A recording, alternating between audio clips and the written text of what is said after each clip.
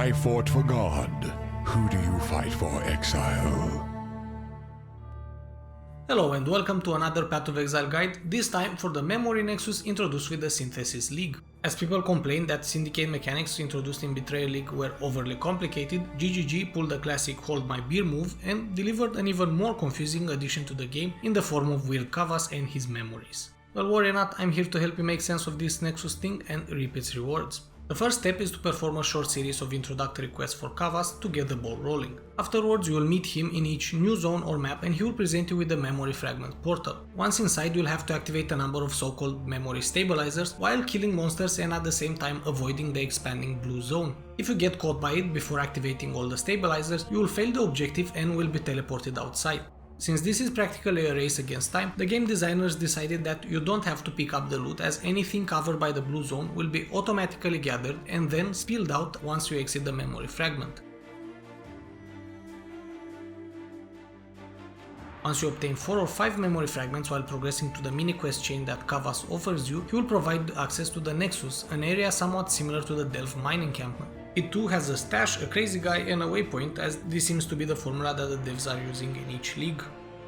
Apart from the loot, successfully stabilizing a memory fragment will also allow you to use it in the memory Nexus map as a building block.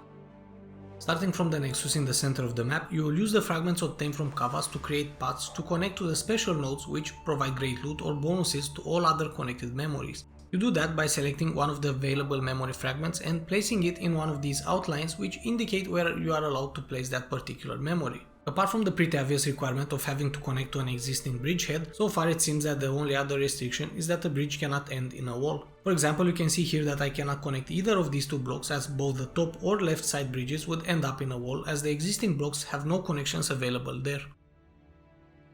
Each memory fragment has 2, 3 or 4 bridgeheads that are used to connect to other memories' bridges. The number of bridges each fragment has is equal to the number of stabilizers you had to activate when you acquired it. As a consequence, you should do your best to complete the 4 stabilizer memories as these are the most versatile building blocks on the memory map. So now you know how to get the memory fragments and how to wiggle them around on the map to make pretty paths. Next I will clarify what are the different states for the memories and how you can manipulate them to obtain the best results. The first and default state of a memory fragment is unused and can be found in this sort of storage area. Then once you place it on the map, it turns into a planned memory looking like a transparent blueprint. As the name implies it, these are temporary placeholders that allow you to plan a certain route with your available memories. You can pick them back up without any restrictions by right-clicking and then placing them elsewhere as you see fit. Once you decided that the planned route is good enough, you can then actually run it starting from the Nexus.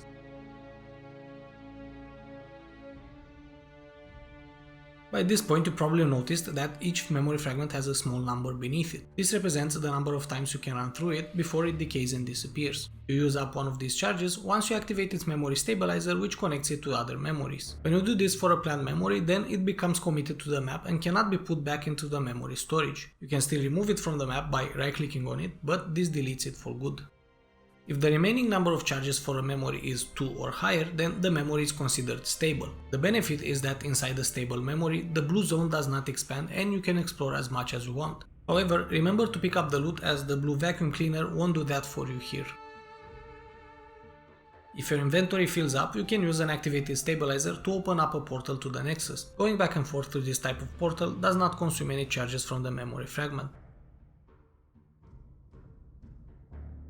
If the number of charges is 1, then that memory is considered decaying and it will have a glowing blue outline on the map. In this state, it acts just like the ones that Cavas opens up. The blue stuff is spreading and will cover you, so move fast and get to the next stabilizer on the path. And speaking of stabilizers, these are always positioned in the same general direction as you see them on the Nexus map, so before going inside the decaying memory, make sure you know where you should be heading. Once you complete the decaying memory and it has 0 remaining charges, its state will turn into decayed. This is just temporary and the respective memory will completely disappear from the map after you enter any other memory fragment.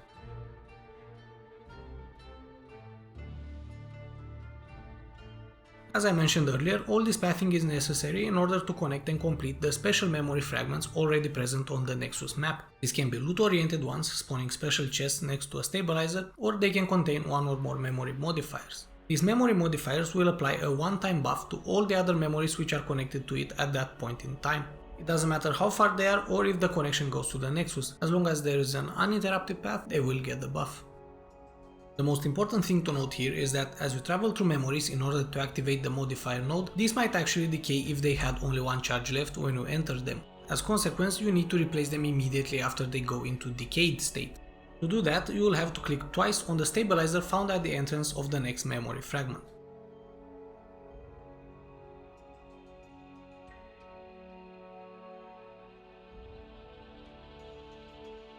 This should cover the basics for the memory nexus and provide you with the necessary knowledge to progress through it. It's too early in the league to determine whether or not this content is more profitable than other existing stuff such as Delve or Syndicate, but this should at least provide some variety for the endgame.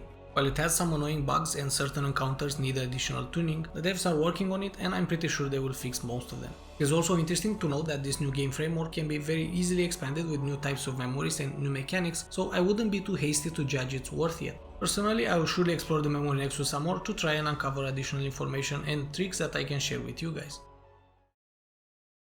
Learn anything new, Exile? If you did, then you'll probably be happy to hear that there are more videos coming up in the near future with more exciting builds to try. Make sure not to miss them by subscribing to the channel so you get notified when that happens. And while you're at it, why not like this video as well or drop a comment down below to let me know your thoughts. Thank you all for watching and see you next time.